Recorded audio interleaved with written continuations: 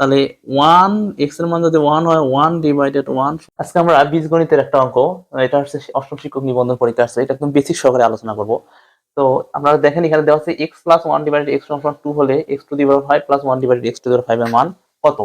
তো এখানে আমরা যদি মনে করি যে একটা এক্স এর একটা মান ধরি, ধরো এক্স এর মান হচ্ছে ওয়ান, তাহলে ওয়ান এক্স এর মান যদি ওয়ান হয়, ওয়ান ডিভাইডেড ওয়ান সমান সমান কত হয়, তাহলে ওয়ান যোগ হচ্ছে ওয়ান ইকুয়াল টু।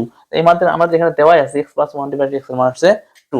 তো আমি যদি সেম ভাবে এই জায়গায় বসাই, তাহলে হচ্ছে তোমার হচ্ছে এই জায়গায় x to the power five আছে plus one divided x to the power five. আমি এক্স এর মান যদি one plus one divided one বসাই, তাহলে ওয়ান প্লাস ওয়ান ইকুয়াল হচ্ছে টু। তাহলে আমাদের অ্যান্সার কত আছে, টু আছে। তাহলে আমাদের কিন্তু ওই সূত্র ধরে ভাঙে নিয়ে আসার কোনো দরকার নাই।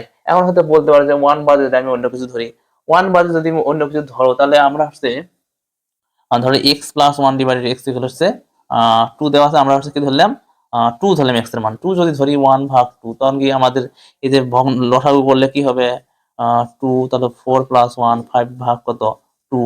তাহলে আমার কি ইকুয়াল কি টু মিলতেছে, মিলতেছে না। তাহলে আমাদের অবশ্যই কি ধরতে হবে, এমন একটা মান ধরতে হবে যে মানটা এখানে বসালে এই অপোজিট পাশে ডান দিকের মানের সমান হবে। তাহলে আমরা যেহেতু ওয়ান ধরছি, ওয়ান বসানোর কারণে সহজে আমরা কি করতে পারছি, অ্যান্সারটার মান বের করতে পারছি।